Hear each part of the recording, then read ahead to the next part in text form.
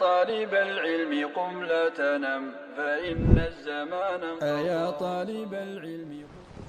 بسم الله الرحمن الرحيم. الحمد لله رب العالمين، والصلاة والسلام على نبينا الأمين وعلى آله وأصحابه أجمعين. Brothers and sisters, welcome to our new studio. Welcome our Sheikh Uthman. Barakallahu Feek, making time to visit us in our new studio. Barakallahu Feekum. Assalamu alaikum wa rahmatullahi wa barakatuh. Alaikum assalam wa rahmatullahi wa barakatuh. It's a pleasure being here with Sheikh Abdul Wahid and yourself, Brother Kareem. And may Allah bless your da'wah.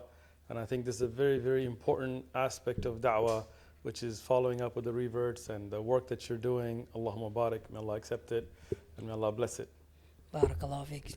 Welcome Sheikh Abdul Wahid as well, our local Sheikh. Barakallahu Feekum. Maybe you can tell us a little bit about insight into Islam, inshallah. I think, alhamdulillah, I think the main thing is today, because we've got a guest, and I think all the speech and all the kind of time should be spent with hearing his benefits in giving dawah, street dawah, specifically, if you don't mind, and to non-Muslims, and give us some tips for those that are out there, either students at university or people that work and they don't necessarily want to give dawah directly. What's your advice to those people? How can they give dawah? Or to young people at school? Barakallah feekum, Sheikh. May Allah accept all that you're doing with this and the Medina College and all the knowledge that you guys are spreading. That's amazing work. I mean, for street dawah, alhamdulillah, we look back at the seerah of Rasulullah sallallahu alaihi wasallam.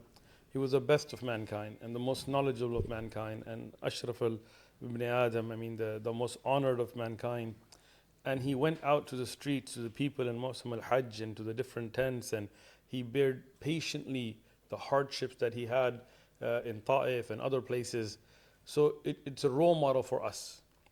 Even if we're studying, even if we're teaching, even if we're doing other things, we have to bring that benefit to the people. Now, subhanAllah, when we look at the best of mankind, the Salaf al-Salihin, the Sahaba, after the Anbiya, our role models, we see that each one of them brought a component to the da'wah. One of the most instrumental people that I would say in the early da'wah was Khadija radiallahu anha, from her support, as Rasulullah sallallahu alaihi wasallam would remember her and talk about that she believed in him and supported the da'wah when others didn't. So she didn't go out on the street and debate with people. She didn't go with Abu Jahl and Abu Lahab and argue with them, but she was instrumental for the da'wah. So what did that tell us? That each one of us has to be involved in the da'wah in our own capacity. So as you said, some people will go out in the streets, will be speaking to people, like mashallah you brothers are doing here. Today we were here in South London and the area here giving da'wah on the streets, Brixton. I know, yeah. I was about to say Slough, so I'm glad you corrected me. So that was wonderful, right? But at the same time, there are other people who may not be able to do that. They may not be comfortable enough to be on the street corner, but they can be involved in da'wah in other ways, right? For example, Tullab ilm and shuyukh, students of knowledge and scholars, can support by teaching, by educating the du'at. Everybody, and this is a principle we have in San Diego in One Message Foundation, and this is my nasiha, my advice to all the people around the world. If you're a da'i, if you're a caller towards Islam, you must be a talib ilm. You must be a student of knowledge, because what are you calling towards? If you don't know your own aqeedah, you don't know what Islam believes, then you're packaging it in a way that's pleasing but may not be correct. So du'at should be students of knowledge. So the scholars, they can support the da'wah by teaching. Like I'm here right now in London, alhamdulillah, many of my students in San Diego, we have a mahad, they're teaching mutun, they're teaching books to keep that going. That's their aspect of the da'wah. And if you are a talib ilm, if you're a student of knowledge, you need to be a da'i. Whether it's with the community or whether it's on the streets, but you need to take that knowledge to the people, as the Anbiya did, as the Sahaba did. Now, for many of our sisters, they don't realize, but they are an essential component of the da'wah. That doesn't mean that we are going to put our sisters at risk. Like I was telling you earlier, I just came back from Chicago. We were in O Block. We had all kinds of, interesting experiences. very. They're recorded as well. Yes.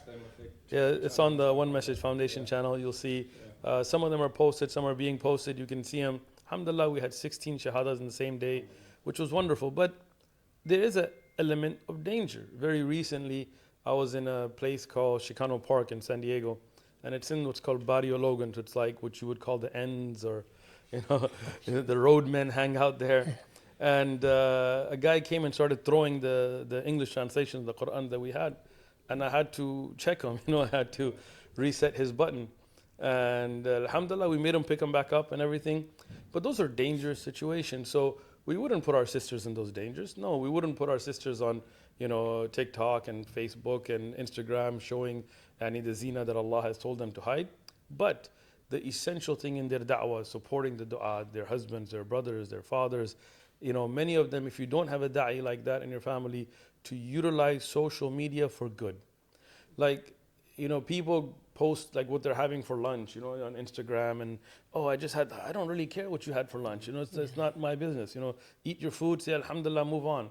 But if you take your social media and you make clips and you make shorts and you post them, you can spread the da'wah.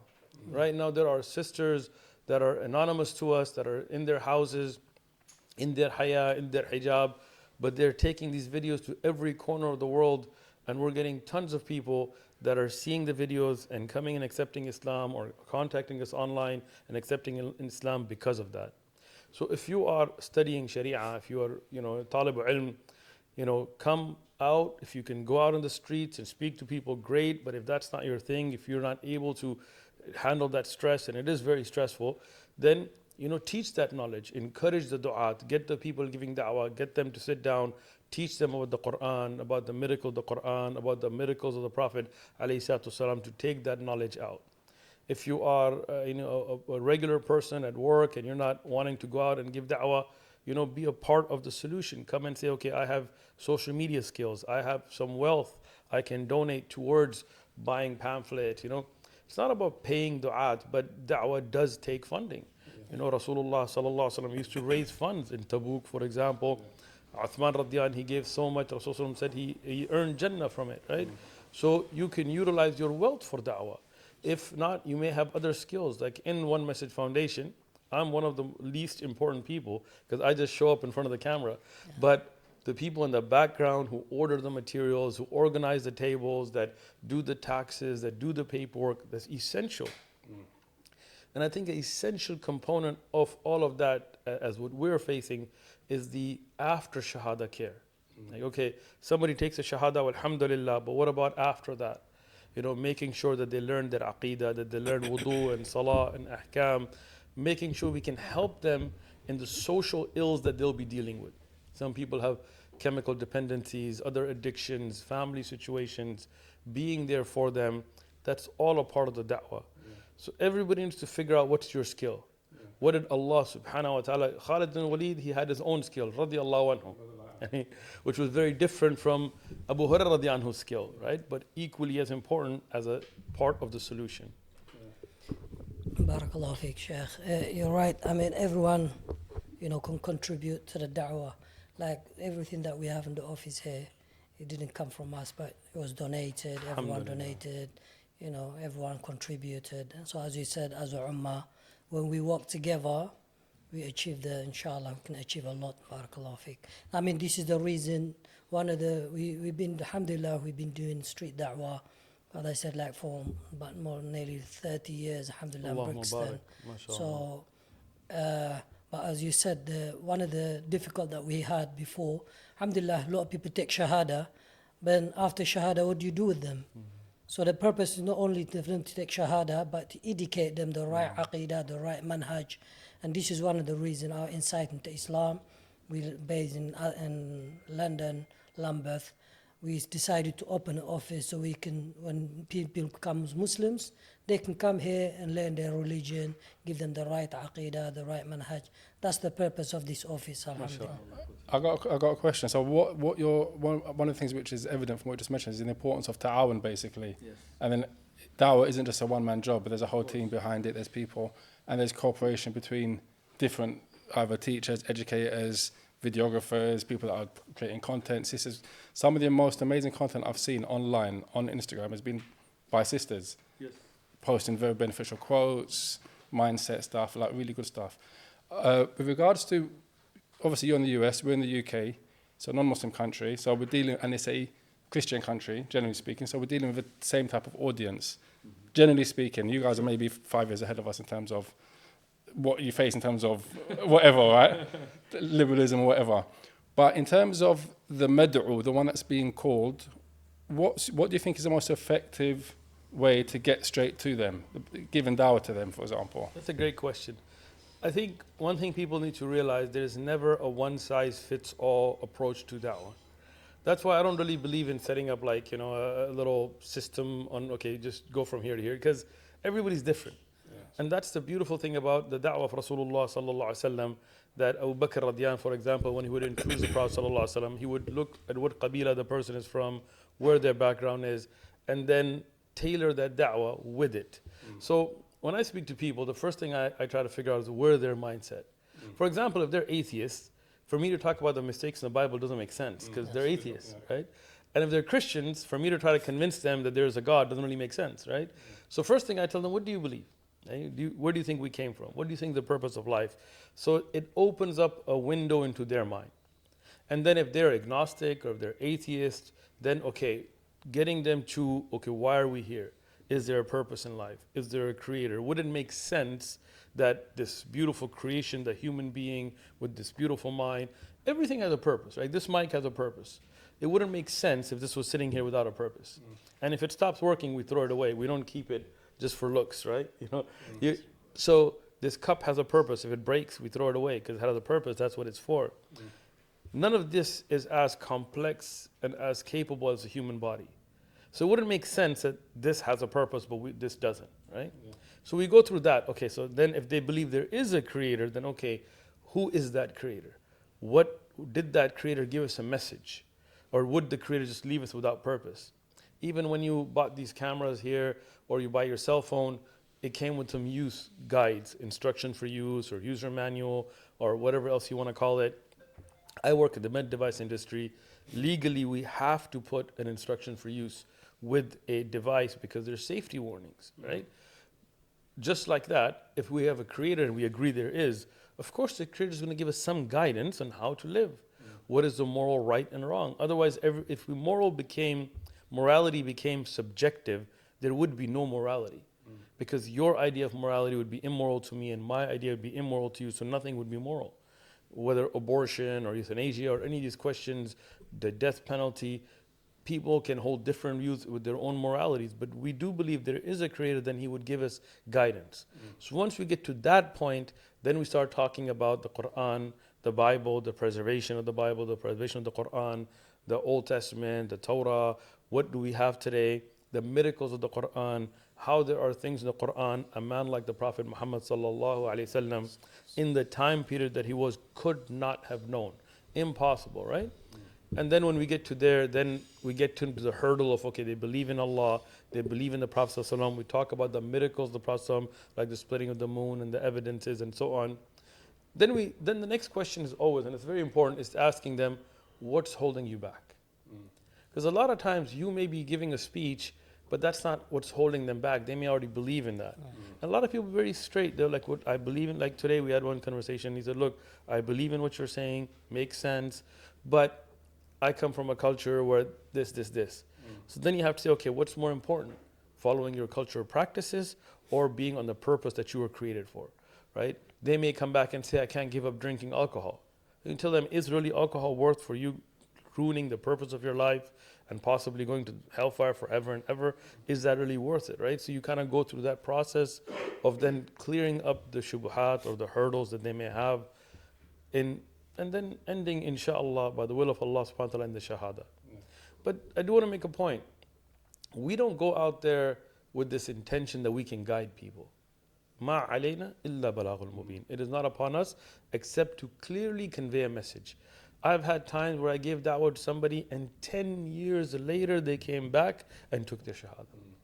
So our job is to present that message as it is, as Allah has revealed in the Quran, as Mustafa alayhi salatu wasalam in the authentic ahadith has given it. We don't sugarcoat, we don't water down, we don't try to please anybody. We present it in a way of hikmah and wisdom, and then hope that it will go from there. MashaAllah. Jazakallah khair, Sheikh. What was the experience today? The Dawah Alhamdulillah, TV? was good. It was very interesting. Had some interesting conversations Yeah. with some interesting people. Yeah, I had a long chat with some Yeah. people there. Barakallah fiqh. Sheikh, any questions? I guess just last one, just a bit about your plans. Well, this is how many visits in the UK? Allah, I lost count. Alhamdulillah. They're going to give you jizya soon. Inshallah, I'll take it. An honorary British citizen. Barakallah feekum. This was a short meeting, but inshallah, we'll have more. Inshallah, we have our We'll part have 2 with the more Sheikh that we're sitting looking inshallah. forward to. 100%. Whenever we have the opportunity, it's a pleasure always sitting with you, Sheikh. We benefited from you before and hope to benefit for you in the future. The United Kingdom, alhamdulillah, has a beautiful Muslim community. I love the community here. A lot of love, from the brothers and sisters and masajid and du'at and ulama and shuyukh. And I have nothing but love for the brothers and sisters here. Really, this trip wasn't really planned. I did have a niyyah after I saw some of the Islamophobia that was going on, just to come and stand with our brothers and sisters. Not, we're not trying to get views or anything like that, just to show love and support and say, we feel your pain that you go through. When we go through hardships in America, our brothers and sisters in the UK have always been there for us, and we want to be there for our sisters and brothers to show unity and support. And at the same time, I had some family reasons to be here, so I said, while I'm here, might as well benefit from shuyukh and tullab ilm and utilize some street da'wah time. Jazakallah khair. MashaAllah. Behind the scenes, the logistics and traveling around. Allahumma barak. Our brother Salahuddin, some Mubashirun, they've been doing a great job organizing many of the trips. And, I'll just say this because I know we don't have a lot of time. Life is very short. We don't even realize how short it is. I was just in Edmonton, Canada, and we prayed janazah on a 20-some-odd-year-old young man, Muslim brother. And I know here as well, we have knife crime, we have a lot of these situations. We can't procrastinate doing good. If you want to change your life, change it now. You have the Medina College, you have places where you can go to seek knowledge locally, and if you cannot, you can find, durus online, you can travel to seek knowledge like the people of the past. If you want to be involved in da'wah, don't wait. Go out and do it. And you don't have to be a sheikh. If you know a little bit, go, but don't speak about what you don't know. If you don't know, go back to the people of knowledge. But life is very short. Utilize it. Ibn al-Qayyim has a beautiful quote, and I've mentioned this many, many times, and I don't care if I bore people with it. I was reading Dawah, and he wrote that if you are going to say something, think, is it beneficial? If it is beneficial for your dunya and akhirah and your iman and so on, then you should think whether you're going to say it. So if it's not, what should you do? Don't say it. Made sense. If it is, what should you do? As an ignorant person like myself, immediately my mind said, say it. Yeah. But Ibn al-Qayyim was Ibn al-Qayyim, right? He said, if it is beneficial, think twice. Is there something more beneficial? Because your time is short, you need to benefit the most you can. So we hope that people will take this nasiha and benefit from their time, and don't waste time, don't kill time, don't procrastinate, don't put things off. Utilize your time before you lose your senses, before you lose your health, before you lose your life. Benefit from it. To be honest with you, before you conclude, I could sit here for another 2 hours or 3 hours with loads more questions that we can talk about. To be honest with you, I'll be honest with you, I've got a load of questions I want to sit down and go through with you, inshallah. So there has to be another time that we get you in South London for a longer period of time. Usually it's a bit of a squeeze. We're trying to squeeze you in, inshallah. So we need half a day with you so we can get through some serious points, inshallah, some beneficial points. Literally, I'm biting my tongue so that we can move on, because I've got somewhere and you've got somewhere to be as well. Jazakallah khair, it's been a pleasure as always. Jazakumullah khair. Inshallah, brothers and sisters, as we said, we've got office here. If you're from London, your family needs the Quran, or you got new Muslims there, you want to teach them about Islam, you can contact us, inshallah, and we'll be having classes, monthly classes for new Muslims, and we'll do question and answer. Alhamdulillah, 2 days ago, a Rasta guy came here We spent nearly an hour and a half, and he took his shahada, alhamdulillah. Alhamdulillah. So this is the purpose of this Allah accept it. Put office, it in your inshallah. mizan So hasanat.